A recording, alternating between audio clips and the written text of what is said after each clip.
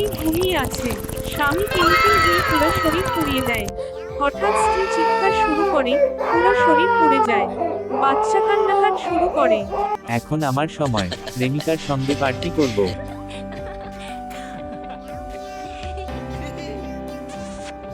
একদিন আমি বড় হব, সবাইকে দেখিয়ে দেব। অনেক কথা বলিস, যা এই বাড়ি থেকে বের হয়ে যা।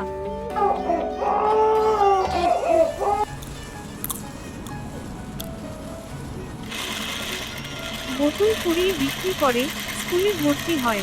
পরিশ্রমের চলে, বই পড়ে, লেখে যিনি ব্যায়াম করা, আস্তে আস্তে বড় হয়।